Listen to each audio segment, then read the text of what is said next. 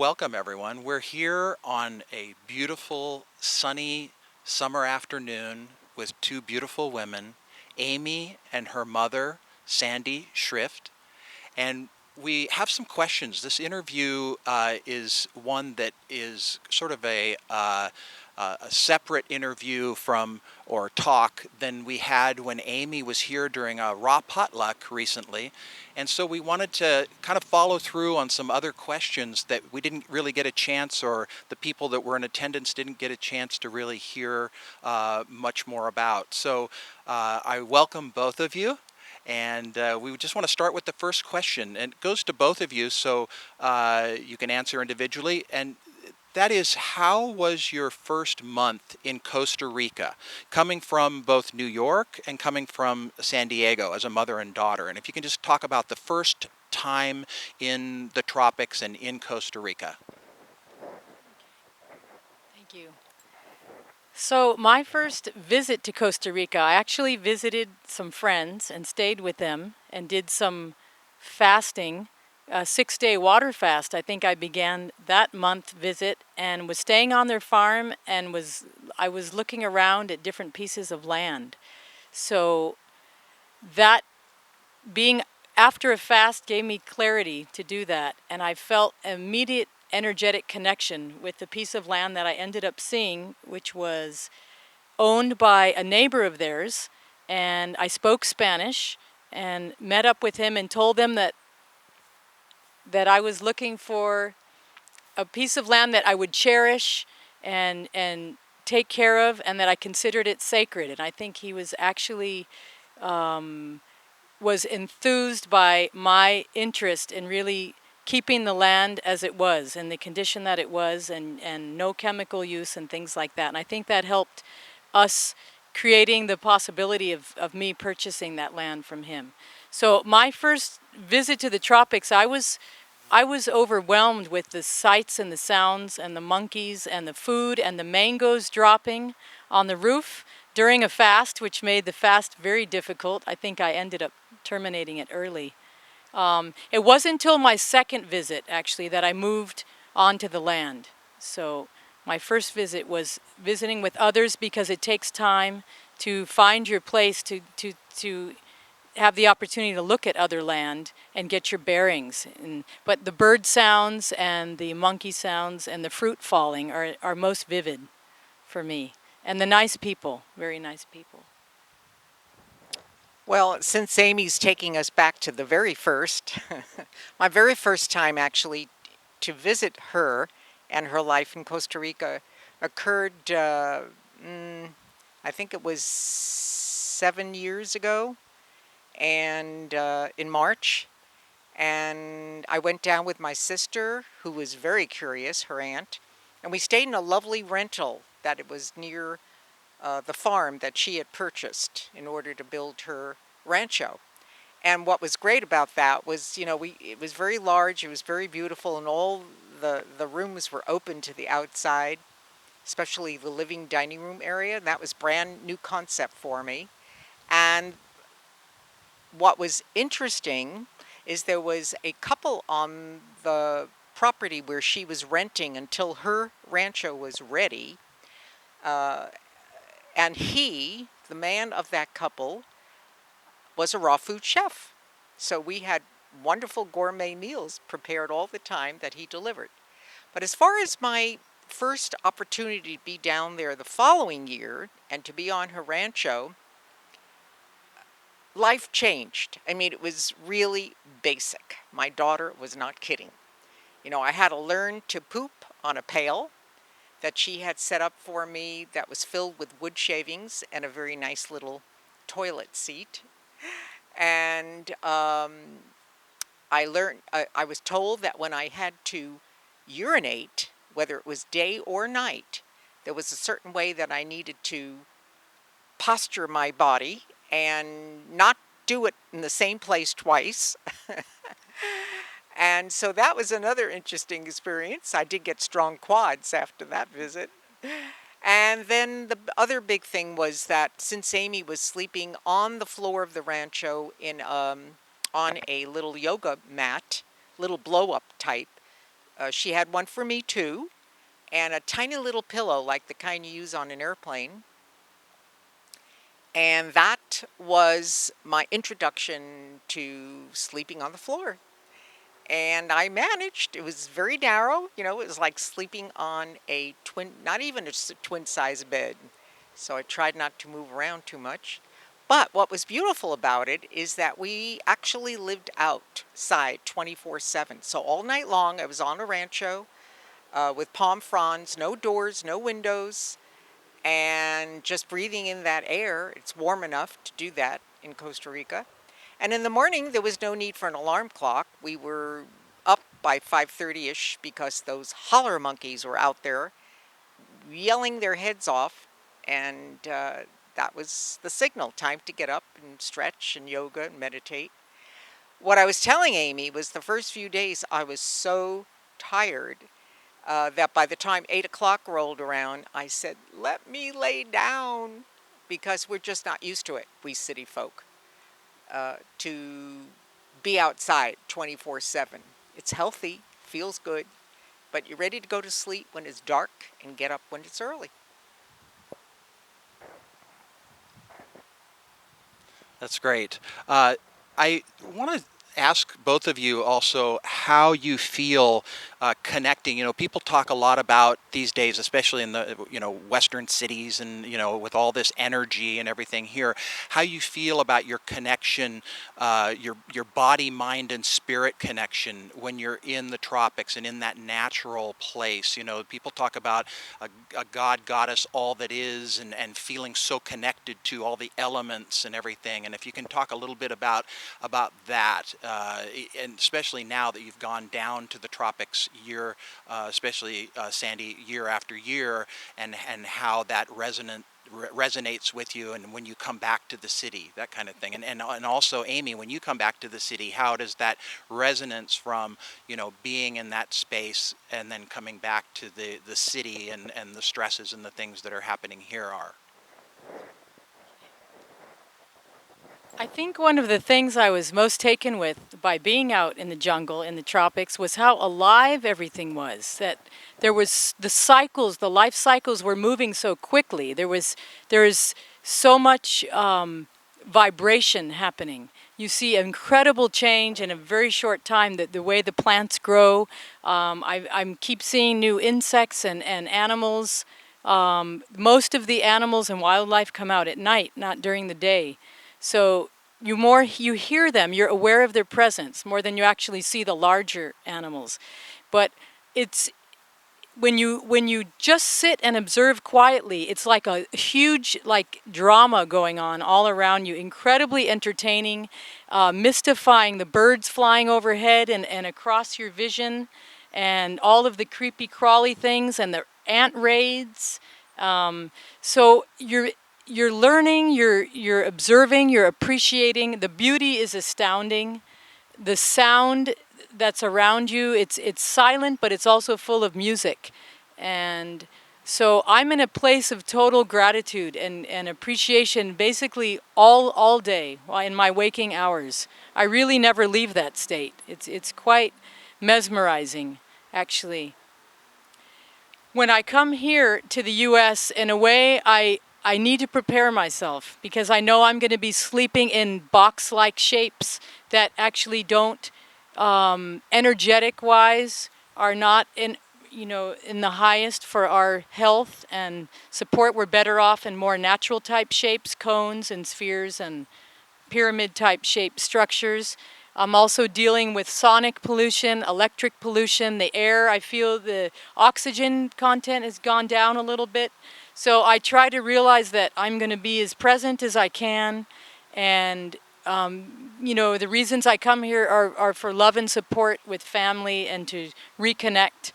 So I'm aware of basically what I'm coming to. Also, I'm going from the tropics to semi-arid desert in California. It is a big change on the body.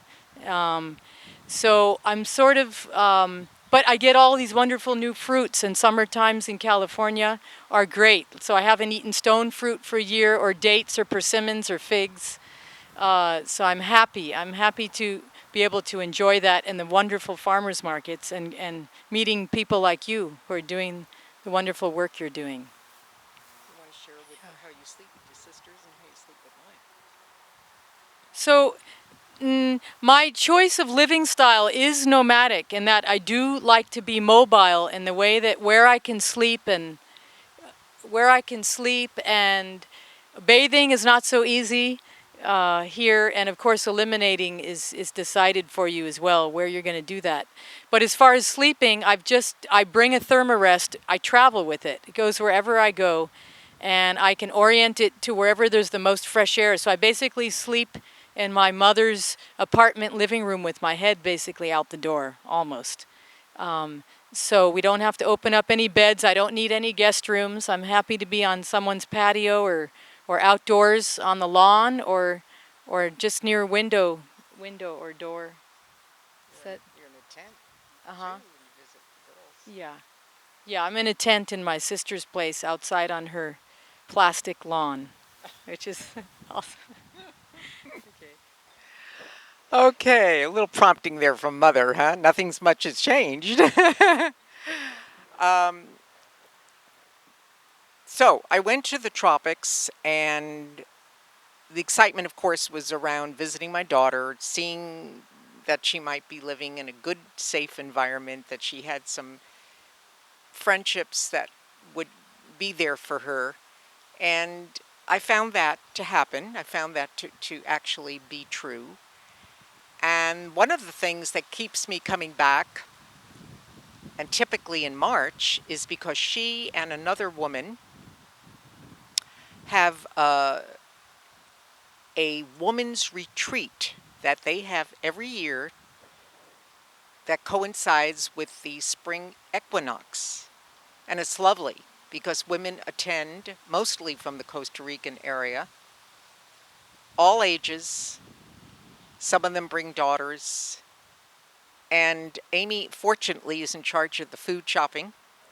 So there's no worries about having plenty of fruit and salads. And even the women who attend who are not on the raw food path love it because they know it's fresh. Usually there's some Tico women we hire, or they hire, to prepare our food. And we also, I think, have rice and beans available for those who choose to eat that. So it's very nice. It works out very, very well. And that's a highlight.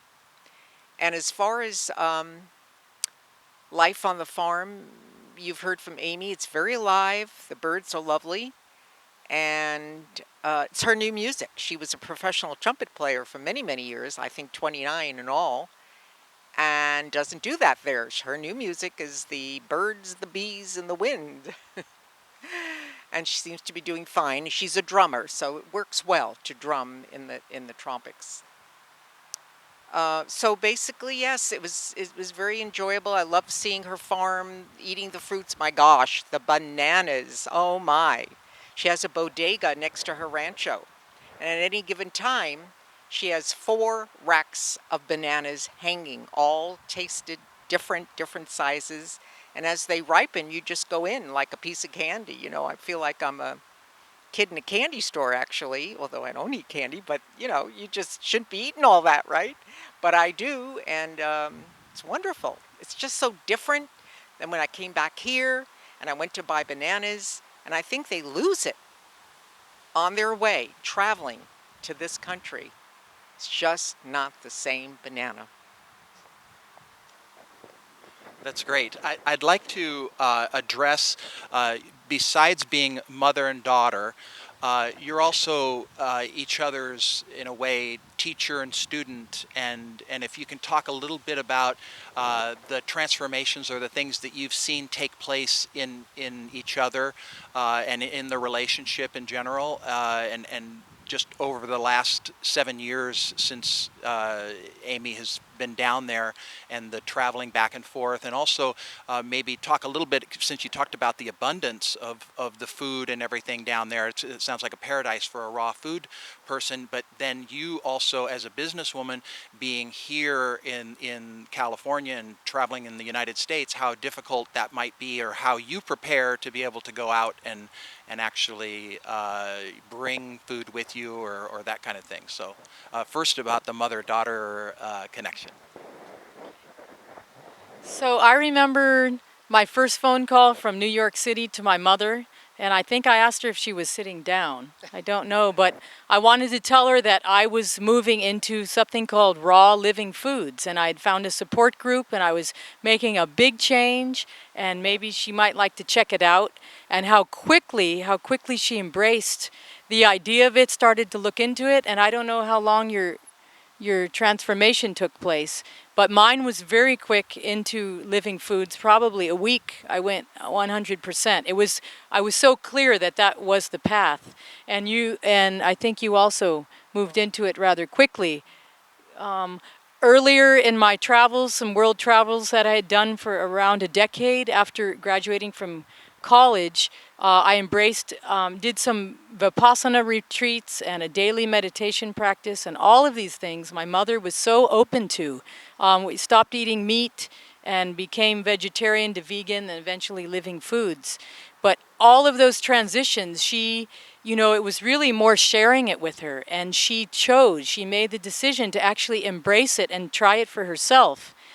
And since then, actually, many more things have come in, I think, to our realities that we share. I've shared things, I've done a lot of experimentation because I'm in such an open, free, creative place that it feels like that I can be natural and try things that maybe I've heard about or not, just what comes to me. And my mom's quite open.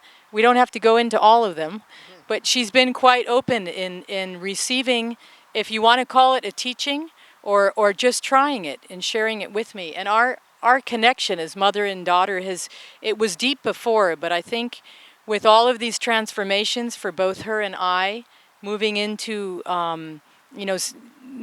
living foods is a big part of it, but other things that we've embraced in our lives, it's really given us a very deep connection way beyond physical, spiritual. We're friends. I feel deep support and love, and when I speak to her, she understands. She knows where I'm living. She's been experiencing it, and I feel deep empathy from her. She can feel the tropics, it's inside her body now. She's come enough times, maybe 5 or 6 times now. So, I think it's indescribable. It's a gift in this lifetime to have a mother, to have this kind of connection with. It's been truly an incredible gift in my life to have you as my mother. Yeah. Well, Amy is one of 5 children, and I do love them all. We all get along quite well, but Amy is sort of an old soul. She always was. When she was young, was that way too, and very kind, very compassionate. And so when she comes to visit, there is nothing she won't do to help me or to improve my life. And that's very special since I do live alone. And she helps me in many, many ways to get things done.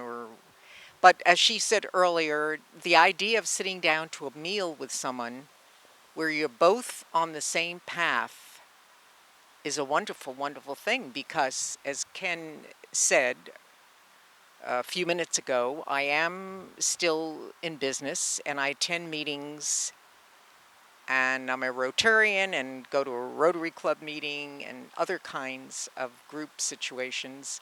What do you do? Well, first thing you do is find the fruit platter. So I'm fine with Rotary. There is a big fruit platter at the front end of the buffet line. And by now, most of the people in the club know Sandra never goes any further.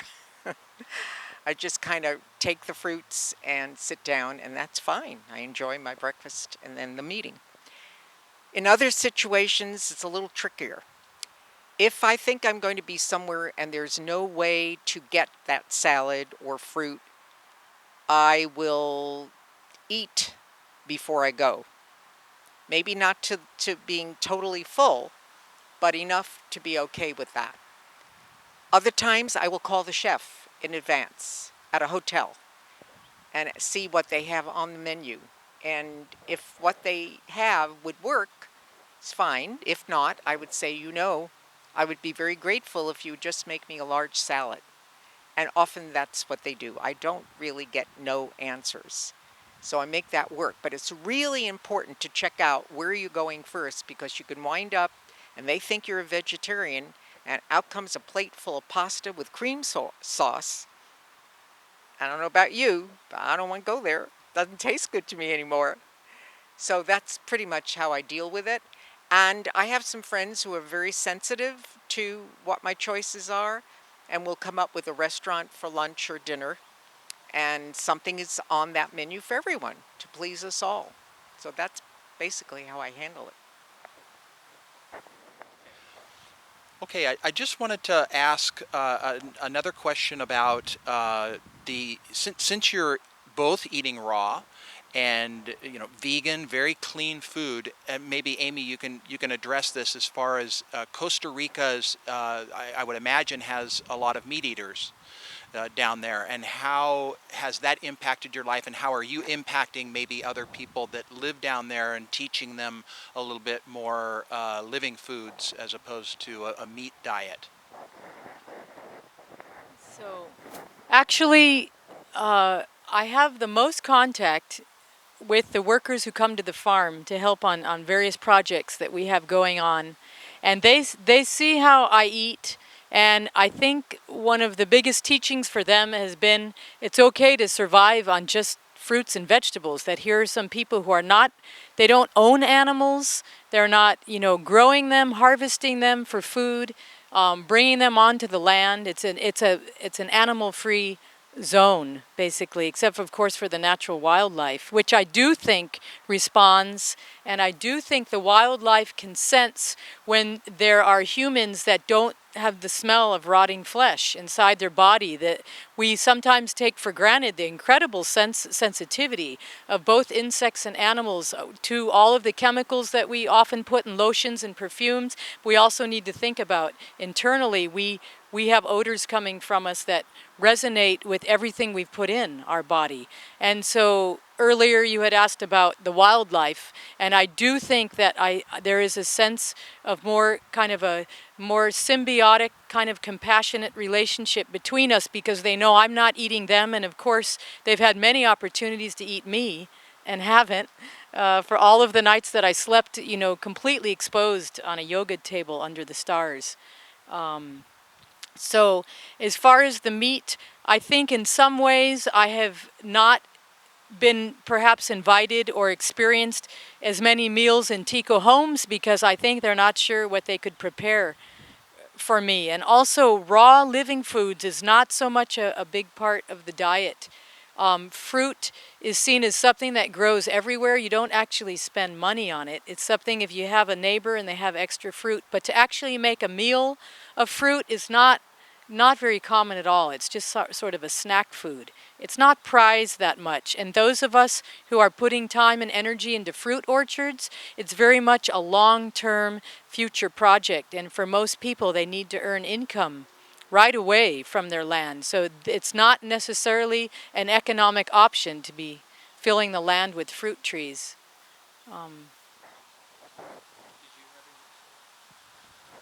Well, if I were to counteract that or just compare it to life here, I would say that probably I'm also baffling people here in San Diego. And a few friends, closer ones, are a little more sensitive, but sometimes they think they got it, but they don't. Something cooked will come out, but it won't be meat. And so, I try to do the best I can. I don't want to be insensitive to their willingness to prepare something that they think is appropriate. But I'll tell you something, when I'm at a potluck and I'm with people who are not eating as I do, I always offer to bring the salad or a big fruit platter or both. And that kind of gets me through. And they're happy with it too. That's great. What about the wild animals, Amy, around your property? Any of them come close enough, and do you feel that they're accepting you as part of their environment? And I know you just talked a minute ago about what comes out of our pores and things like that that can affect our environment and the creatures in our environment. But what about the wild animals? I know there's cats down there and things like that. Have you seen those kinds of animals come close? So on two occasions, I saw a fat pod small tiger, low tiger, called a mani gordo, and it wasn't actually on the land. I was off the land, but not far away. And then you realize that these cats, there may be a leopard or two. I've heard of a black jaguar in the area, but I haven't seen it. You realize that these cats are living, in the deep in the forest, and there's plenty of food for them. I realized very soon on that it was a very sort of loving, unconditional loving environment. Nothing ever happened to me. I've been bitten by many insects and things. The animals, the larger animals, they're actually very sensitive and tend to stay away from the living spaces. They'll come at night, and so then you're in the dark, and mostly you feel their presence or you hear them.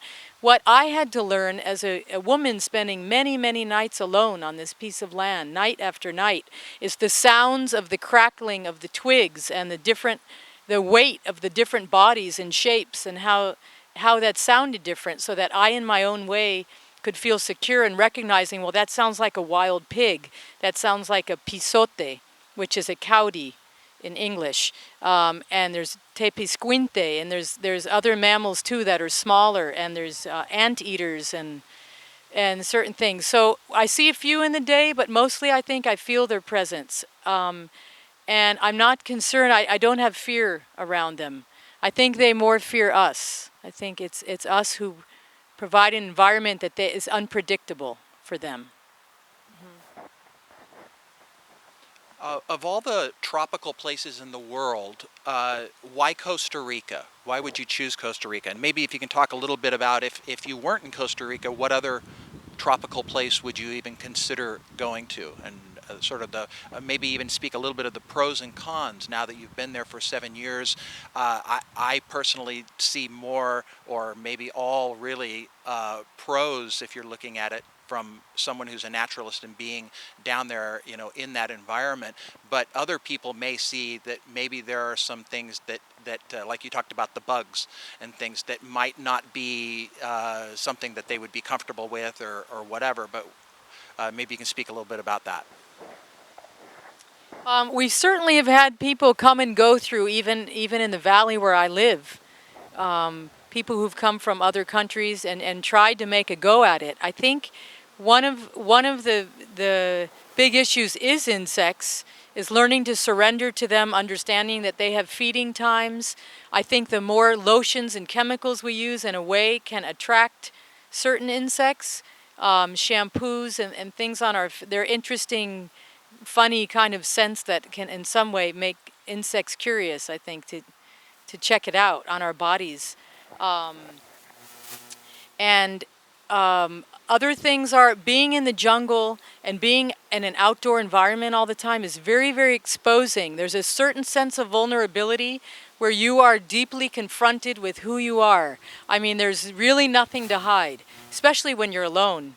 But even around other people, there's a very sense of, almost in a way, to merge with that around us, which is so truthful and so authentic and so harmonious, and in a way forces you to be open and confront and deal with not only yourself but others and the environment. And for some people, it might just be a bit too much, too quick. And you need to have a frontier pioneer spirit. You need to be okay getting wet, getting your feet muddy, living simple, dealing with strong nature patterns, strong wind, strong rain, strong heat, high humidity, strong sun. I actually think it's a little more gentle on humans, the sun, as it's deflected by the humidity and the water droplets in the air.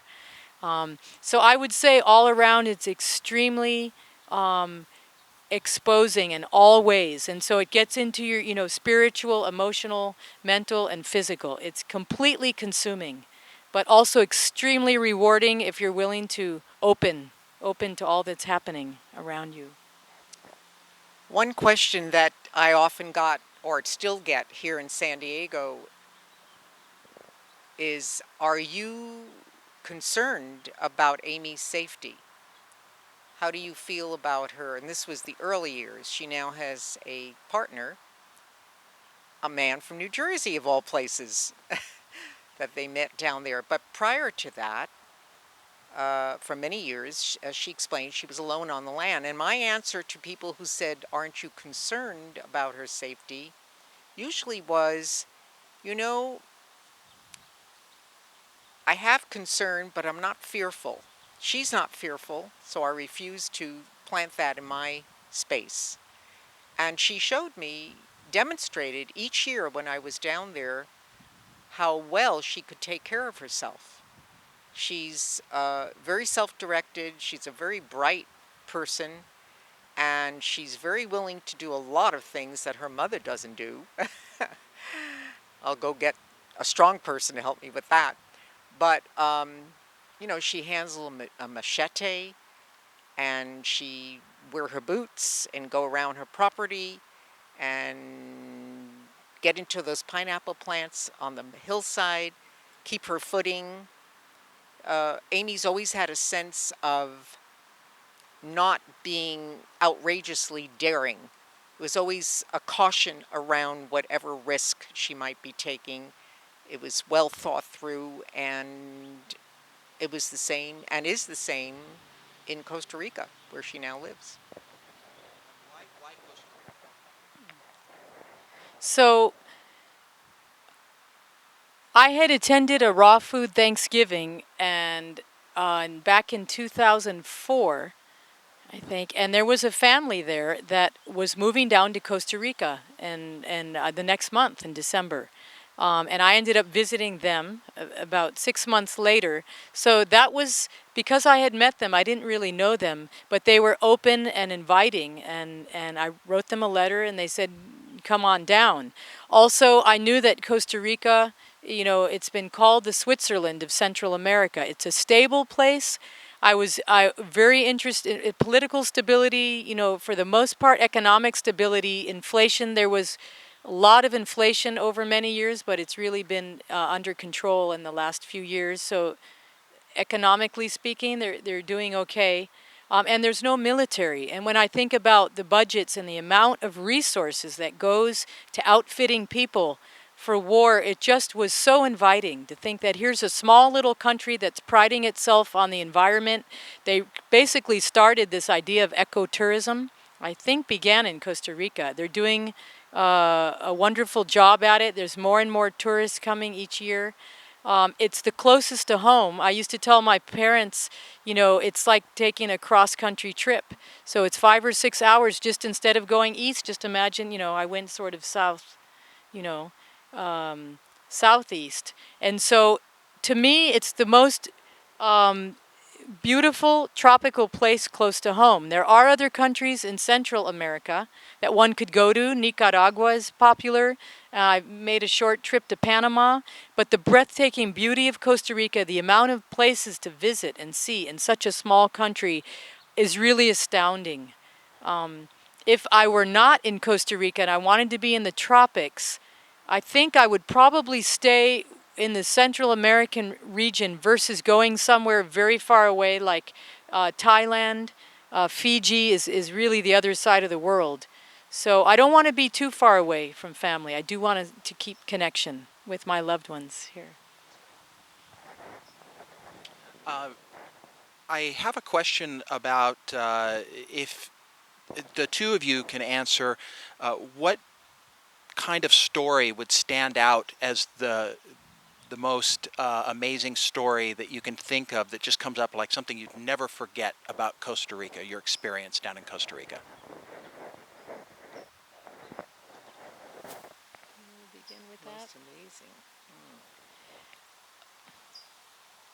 You know,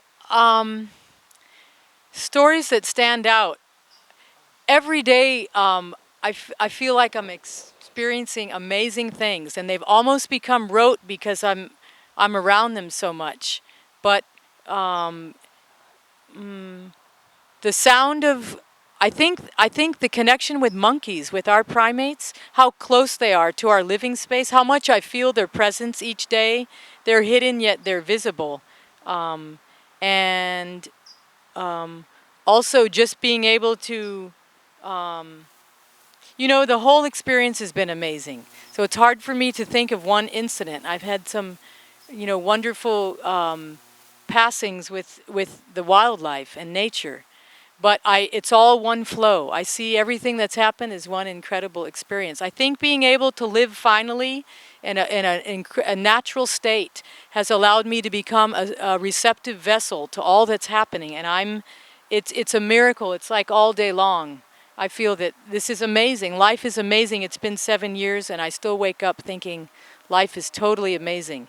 But if something that really comes up, I'll bring it up now. I'll think about something that might. Well, being the older of the two here, some of the things that came into my life these past few years for the first time ever was when Amy would go on her property down the hill and I would follow her and watch her take her machete and cut down wonderful hearts of palm. And I had never tasted a heart of palm outside of a can. I will never go into a can again. But it was just wonderful, and she was very kind and made sure she would keep them cut so that I could have some of that every single day while I was there. The other thing was she has sugar cane on her property. And so she's got a little machine, right, that you use? A little press. A sugar cane press. And we had some fresh sugar cane juice, and I had never experienced that before either. So that was delightful.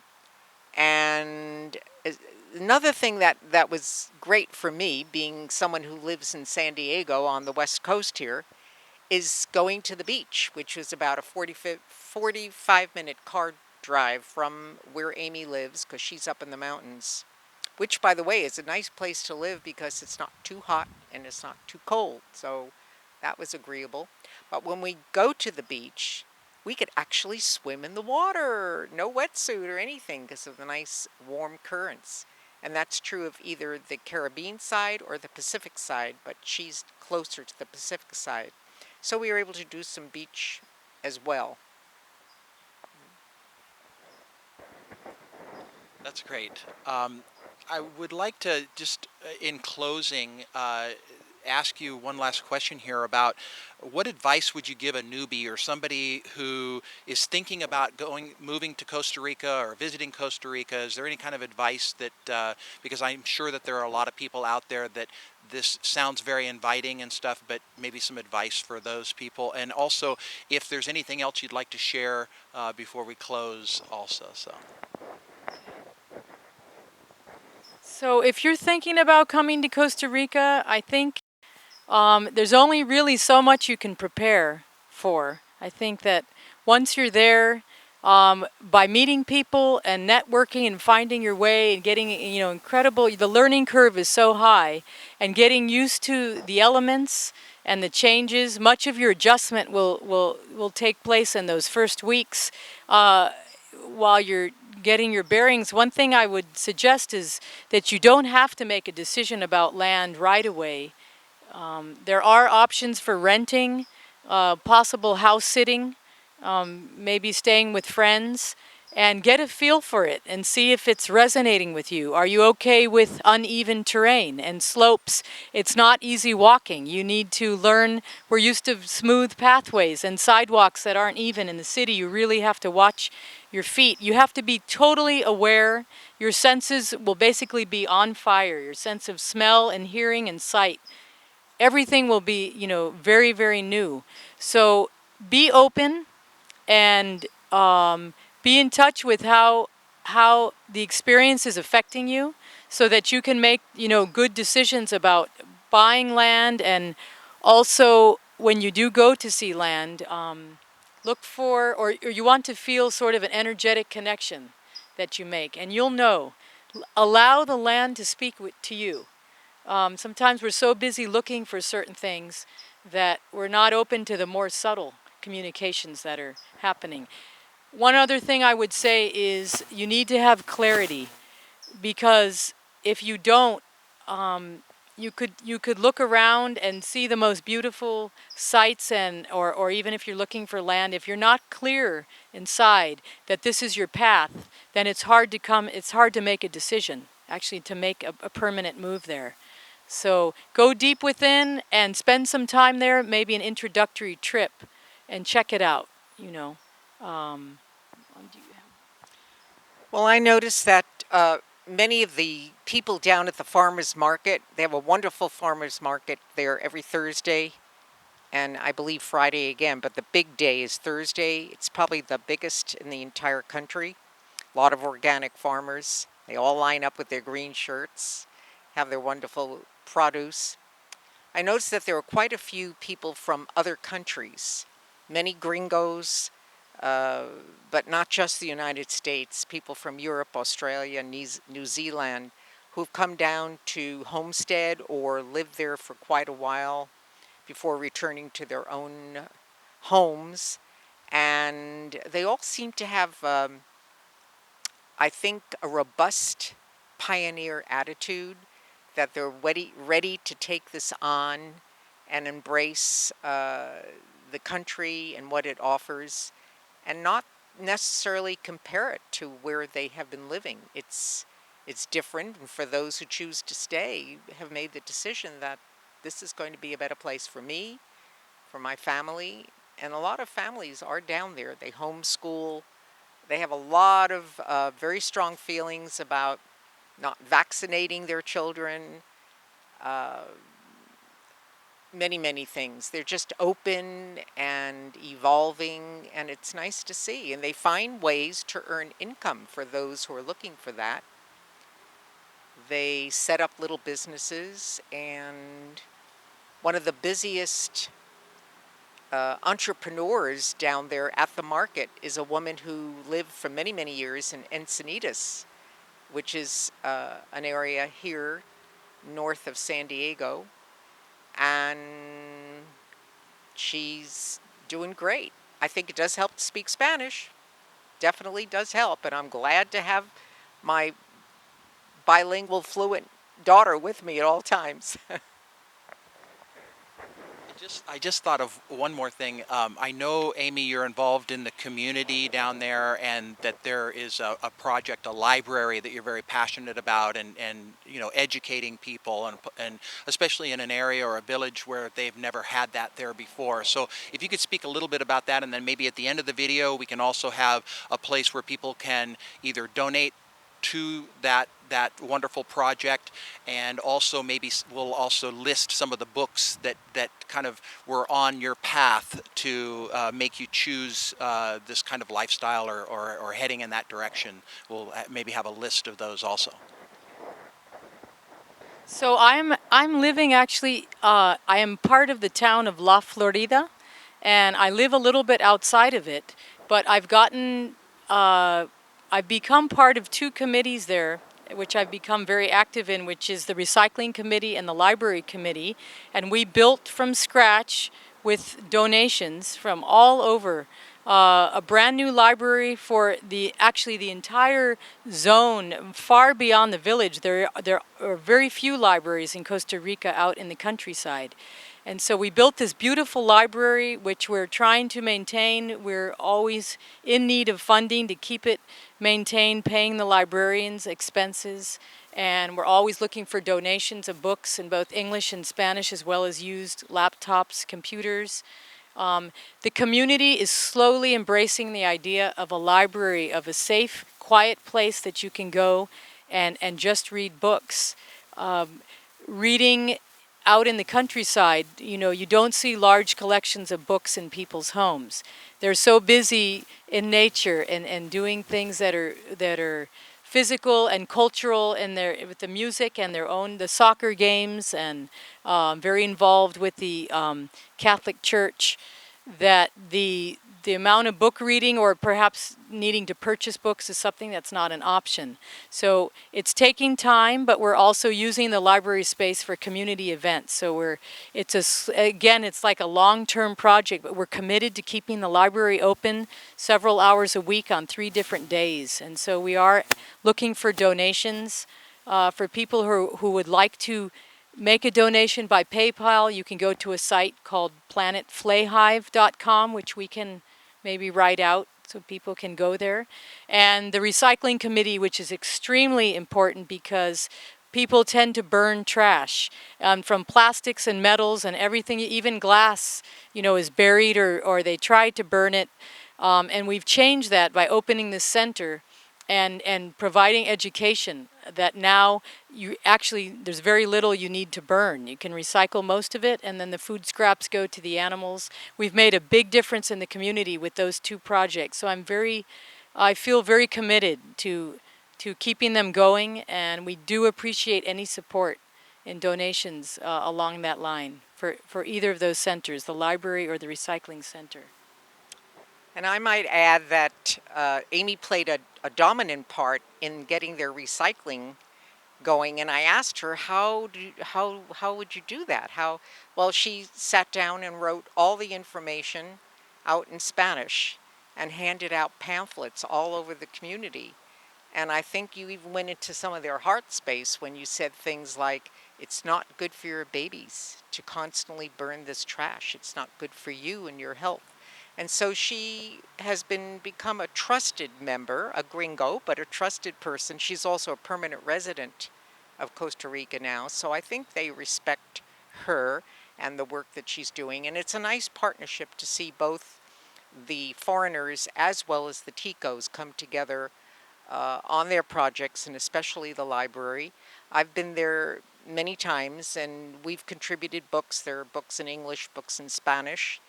There are computers in that library. I believe at least 6 of them so far have come from my Rotary Club, people who no longer needed their laptops and were very kind to donate them, and Amy would pack them up and put them in her suitcase and take them off. And even my club, Rotary Club, I think back in 2006 or 7, made a nice donation because we do fundraising for international projects as well as community projects, and they agreed to send it to this library project, which was very, very nice. So things move, maybe not as quickly, but they do, and there's some people there like Amy and others who are very committed to seeing that this grows and becomes a reality, a good one in all of their lives. That's great. I just want, on behalf of Cale University and the raw vegan community and everyone here in San Diego that has supported not only the talks that you've given and will continue to support the library and things that are going on down in Costa Rica. I want to thank both of you.